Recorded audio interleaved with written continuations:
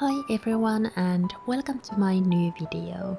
My name is Thea and in today's video we are setting up August in my bullet journal. This video is kindly sponsored by Skillshare and I will talk more about them near the end of the video, but now let's start setting up my cover page.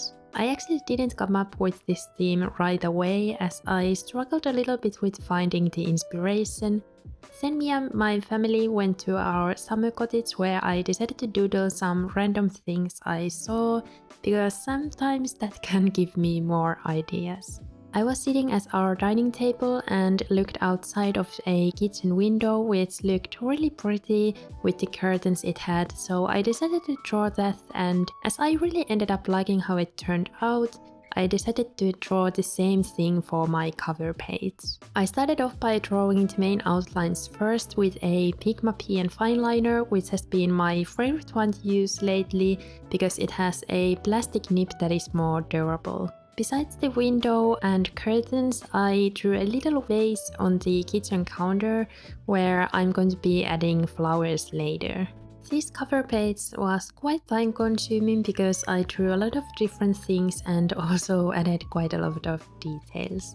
I think it took about 2 hours or something like that. Anyway, if you want to do something more simple, you can always choose just few elements from this theme or even skip some steps. The other spreads in the setup are a little bit more simple and I drew something a little bit different in each of them, so hopefully you will find inspiration or new ideas from this video. Anyway, after the main outlines were done, I switched to a Pigma 01 fineliner which has a little bit thinner nib. I used that for smaller doodles like the flowers in the vase, and I actually doodled these kind of flowers in my May setup as well. These are really quick and easy to draw as you will just draw some little semicircle kinds of shapes next to each other and add stems and leaves after that. Besides the small doodles, I also used this thinner fineliner to add details and texture to the bigger areas like the curtains and the kitchen cabinets, because they would have looked a little bit boring otherwise in my opinion. I feel like the texture and folds in the fabric can be quite difficult to capture, so I highly recommend looking at a reference picture to get the idea. I was looking at the curtains in our summer cottage when I drew the first version of this cover page, and it was extremely helpful. Basically, I just drew these loose vertical lines in places where the top and bottom of the curtain have these kinds of wavy lines, if that makes sense. I also added some dashed lines to some parts where the curtain would have stitches. Then I moved on to the kitchen cabinets and I actually drew these details from my memory as we used to have these kinds of decorations on our old kitchen in my childhood home. After adding the final details, I wrote the header in the center of the window because I felt like that was the perfect place for that. As always, I used my Tombow fudenosuke pen with a hard tip, and by the way, I have listed all the supplies I use in this video in the description box. Now that all the lines are finally finished, we can move on to the coloring phase, which was the most time consuming part in this cover page. I started off by adding some floral decorations on the curtain, which I hadn't outlined first because I wasn't sure if I would like how they look. After that, I started adding some greenery on the window, and I used this new technique where I just stipple some color instead of drawing very detailed doodles. This definitely felt a little bit scary at first as I'm more used to drawing detailed doodles, but that would have made the process even more time consuming, and I actually really like this more sketchy and loose look, which in my opinion works better for the background. I used 2 different shades of green to add some depth and also added some pink blobs to make these look like flower bushes. After coloring all the pinks and green parts, I started working on the curtains. I started off by adding some gray on the parts where I drew the little stitches so they would have a little bit more dimension and shadows. Then I started working on the folds and basically I just added this light beige color on the parts where I drew the vertical lines and later went over these areas with even more light beige to add shadows. I feel like this was one of the most important steps to make the curtains look more realistic and less stiff. Finally, I added some shadows on the grey parts as well, and I added them on the same parts as the previous page shadows. At this point, I felt like the flowers in the curtains needed a little bit more color, so I went over the pink parts with 2 different Crayola markers to make them stand out. I also added some grey in the window so it would look a little bit more three-dimensional. If you want to, you can also color the white part of the window, but I just didn't have the perfect color for that, as I felt like it would have looked too gloomy if I had colored all of that with the grey. For the kitchen cabinets, I used some brown markers from Crayola, and I started off by coloring just the edges of the cabinets because I imagined that they would be a little bit further back compared to the center parts. I used a light page for the center parts, and I think this was the shade light almond, but it might have been the light medium almond as well. I decided to color the apples green so they would stand out from the brown, and I also didn't have a good red color, so the green just worked the best. First, I wasn't really sure which color would work the best for the teapot because I didn't want it to blend in with the greenery in the background. I decided to use a light page for that as well, so this color scheme would look nice and cohesive, but I think a bright red or light blue might work well too if you want to have a little bit more color in your cover page. Anyway, I decided to outline the flowers in the curtains in the end because I wanted the curtains to be a little bit more detailed so it would stand out from the view in the window. I used my thinnest 003 fineliner for this because I didn't want the outlines to be too thick, so you can see the colors a little bit better. I feel like this was the right choice as now the view is the only thing that is not outlined, so it doesn't catch too much attention. Because the wall looked a little bit too blank and white, I decided to add some tiles in it by drawing a grid with a pink marker, but it didn't stand out enough, so I went over it with a light page as well. The cover page is definitely now coming together, but I'm still going to be adding more details in it as I don't know when to stop, and I felt like the curtains especially needed the white highlights. I tried to add them on the opposite side of the vertical line where I drew the shadows earlier, and I actually used the same technique the last time when I drew curtains, which was in my December setup. I feel like overall this theme reminds me a little bit of that setup, and it was really fun to use the elements I've learned and enjoy drawing in my previous setups. As a content creator and artist, I feel like there can sometimes be pressure to create something new and different that is better than the previous things I've done, but at the same time I want to stick to my style, which can make it quite difficult. I try not to think about that too much, but sometimes it's challenging as I'm usually the one who gives myself the most pressure, if that makes sense. Anyway, I just wanted to remind those of you who might struggle with this as well, that in order to improve your skills and to find your style, you have to be brave and just draw things and create. Maybe those are the things that you've drawn before and are familiar with, and that's okay too. Drawing the same things can actually help to find your style, as you can do little tweaks in the way you draw them.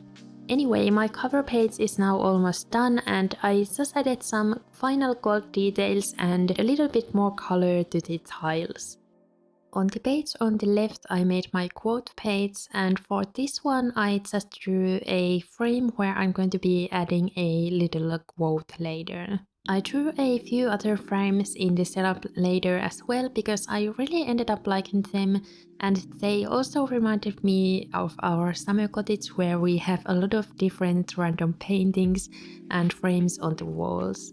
I was also inspired by Lila journals, as she has been drawing a lot of different beautiful vintage frames in her bullet journal setups lately, and I really love her style overall. I will leave a link to her YouTube channel in the description box, so definitely go check that out if you haven't watched her videos yet.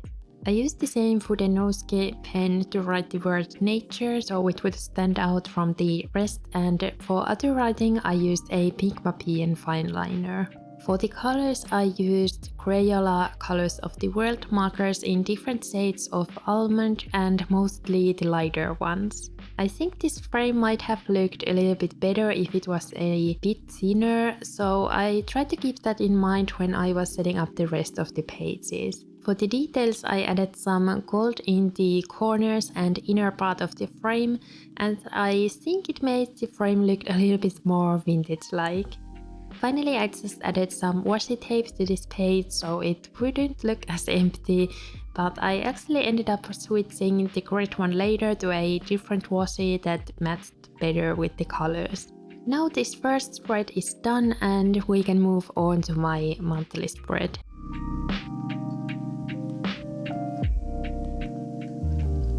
I started off by writing the header in the center of the calendar, which I'm going to draw later, and I also doodled some little flowers next to the header because there was quite a lot of empty space next to it. If you ever happen to have empty space in your spread and don't know what to do with it, just add a flower doodle and it will instantly look better. These flowers, for example, were really quick and easy to draw, and I used a 01 fineliner for them as they are quite small, and with thicker fineliner you wouldn't have as much coloring space left. For the leaves I used a Tombow dual brush pen in the shade 192, and that's definitely one of my favorite green shades along with the darker 158. I'm still looking for the perfect green, which is quite challenging as I feel like the lighter green shades are usually quite bright and look very yellowish. Anyway, I drew the calendar with a light brown Tombow, and for the layout I used 3x4 boxes as always. I decided to use the same layout as I did in July, but this time I'm going to cut a horizontal dot drawer on the page on the right, which saves a little bit of time as I can decorate two spreads at the same time. In case you are interested in making these kinds of dot stores, I highly recommend deciding at first how much you are going to cut out so you don't end up messing your layouts. I usually cut the vertical dot stores from the second dot, if that makes sense. Horizontal dot stores are a bit more difficult to make in my opinion, as you have to be very careful so you don't accidentally cut the notebook's binding. Because of that reason, my horizontal dot stores always end up looking a little bit messy around the binding, but that's fine. On this page I made my weekly planning section, which has been extremely helpful for me ever since I started including it in my bullet journal. If you have big projects or tasks that take more than 1 week to complete, I highly recommend trying this out so you can plan your month before you have set up your weeklies. That way you can break down your big monthly to-do list so it doesn't feel too overwhelming. Anyway, for the final decorations I added some washi tape on the left side as I really like how it looks, and I also added some to the tabs. Now it's time to set up my tracker spread, and I actually tried something a little bit different with my mood tracker, which you are going to see soon. I wanted to have both trackers in the same spread just for a change, as the last time I did that was in May, I think. Because I wrote the header a little bit off center on purpose, I decided to draw these little daisies next to it on the right side, as you can't go wrong with the flower doodles, especially during summer. As I really liked having less habits to track in July, I decided to track just 6 again. My boyfriend actually found a 60-day challenge on TikTok where you should exercise and learn something new for an hour every day, and besides that you should also read 10 pages, wake up at 8 and eat healthy. I thought it would be fun to try it, but I'm keeping the sleeping schedule I have now, which is to wake up before 10 and go to sleep before 2 because I'm not a morning person. And I don't want to have too many challenges at the same time.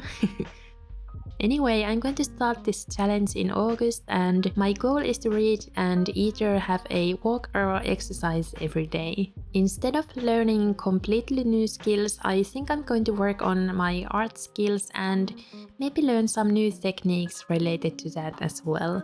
We will see how this goes and I will probably update you in my next Plan With Me video. I would love to know if you have ever tried this kind of challenge and how it went. And maybe you can even join this challenge too if that's something you want to do and we can encourage each other along the way. I will leave a link to that challenge in the description box as well, so you can check it out if you are interested.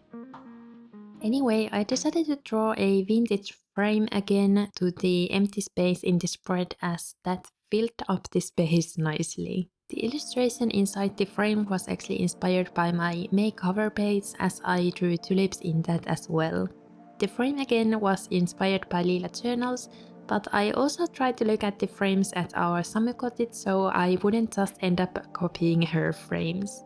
When I started bullet journaling, I usually just recreated things I saw in Pinterest because I was really used to drawing things I see and try to make them look exactly like that. Nowadays, I try to make my drawings look more like my own, and I do that by looking at many photos and picking elements I like so I don't end up drawing the exact thing I see, if that makes sense. If I'm just getting some random ideas, I might recreate the thing I see and later draw that from my memory, so it will end up looking a little bit different. I always try to mention the people who have inspired me, as there are so many talented creators in this community, and I think it's important that you give credit to those people too, so you don't end up stealing their work. Anyway, now I'm just coloring the illustration and the process is pretty much the same as it was on my illustration on the cover page. I made this frame a little bit thinner this time and I think this one looks a lot better than the first one I drew. It's actually exactly 1 dot spacing wide because the lines were a lot easier to draw as I could just follow the dots. I worked on the lace tablecloth quite a lot as I tried to imitate the lace-like texture.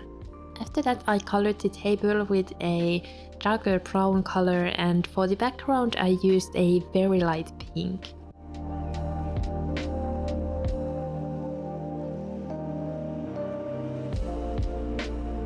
For the final details, I added some gold to the frame and also white highlights to make the doodles pop a little bit.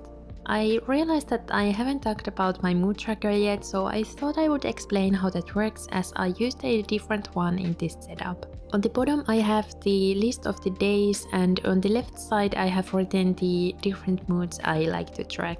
I'm not completely sure yet how I'm going to fill it in as this is my first time making this kind of mood tracker, but I think I'm just going to draw a little dot next to the moods I experienced during each day. And I might connect the dots later if it looks good, so I will have like a dotted line for each mood, but we will see.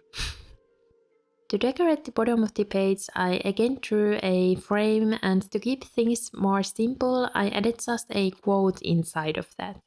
I thought this quote would be a good reminder for me during the 60-day challenge, as that's basically all about creating good habits in my opinion.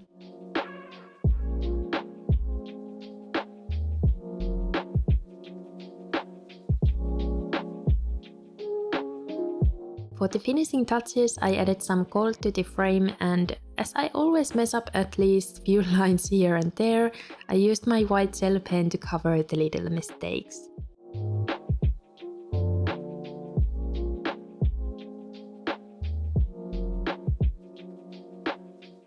Next, I'm setting up my monthly review spread, which is actually one of my favorite spreads to make and use. The tracker spread took quite long to set up because of the doodles, so I get this page more on the simple side. I used the spread near the end of the month to write about the successes I had and also the challenges I faced. I also like to write about my favorites of the month, like TV shows I enjoyed and favorite memories.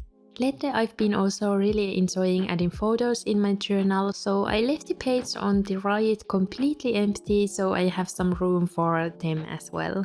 I think I'm going to fill it in the same style as I did on my travel journal, and by the way, I have posted a video about that a couple weeks ago, so definitely go check that out if you haven't seen it yet. Anyway, for the decorations I just doodled some daisies again, because I wanted to do something quick and easy.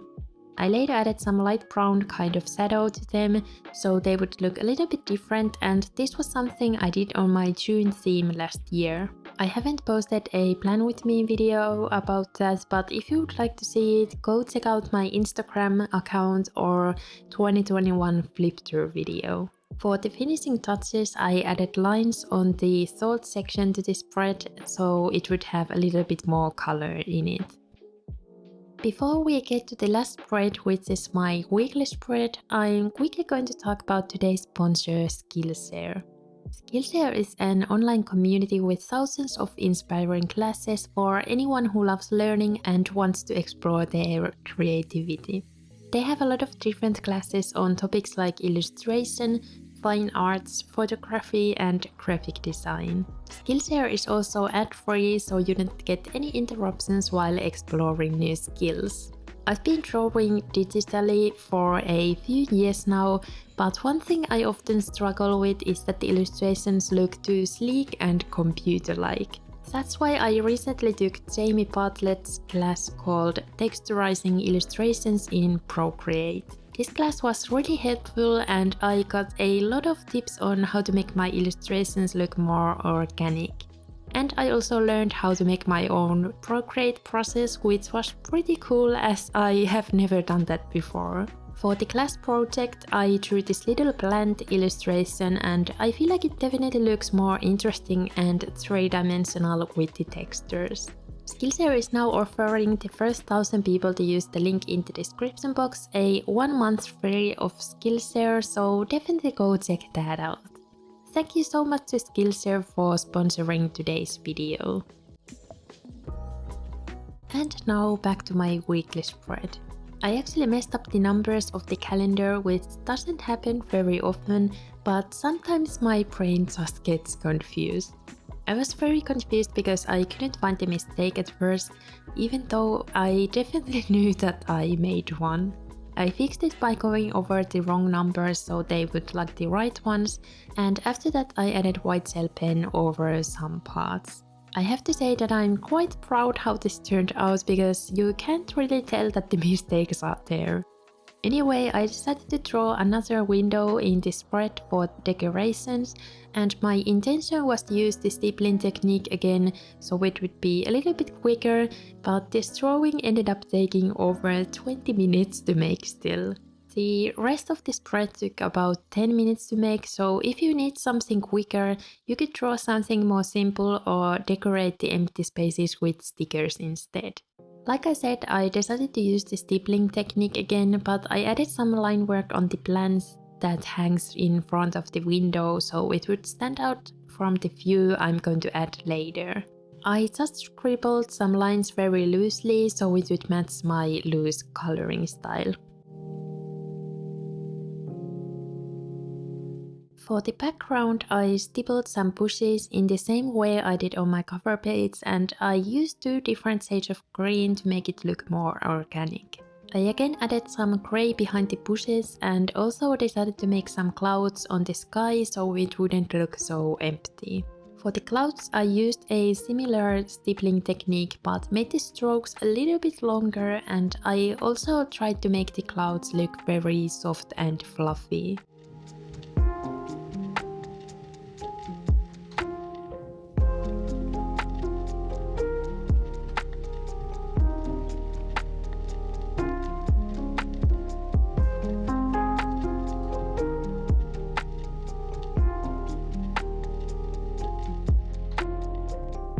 After coloring the window frame, I added some color to the pot and also decided to add some white highlights even though you can't really see them. I felt like the clouds needed something more, so I added a little bit of pink to them as well. Oh, and beige too, so they would look a little bit warmer. Finally, I went over some areas of the clouds with my Uni-Ball Signo white pen, which is very pigmented and stands out even though I'm using very light colors. I really like how the clouds turned out, and I think they look a lot softer with the highlights. Anyway, the illustration is now ready and we can move on to the layout itself. On the right side I have some room for random notes, which usually ends up looking quite empty, but it's nice to have just in case I need it. I use this vertical layout with boxes for each day of the week, which I actually drew with a ruler that I don't use very often. This time I just really needed it as I wanted the lines look very clean. For the dates I used a light brown color and added the weekdays on top with this cursive font, and I really like how it looks with the words connected to each other.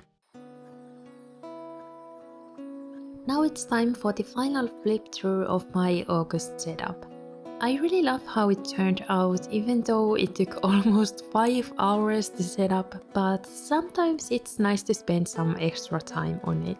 It was fun to draw these illustrations and try the stippling technique that I used on my cover page and weekly spread. Hope you found some new ideas or inspiration for your own journal, and remember to leave thumbs up and a house emoji in the comments if you enjoyed this video. Thank you so much for watching and I hope to see you in my next video. Bye bye!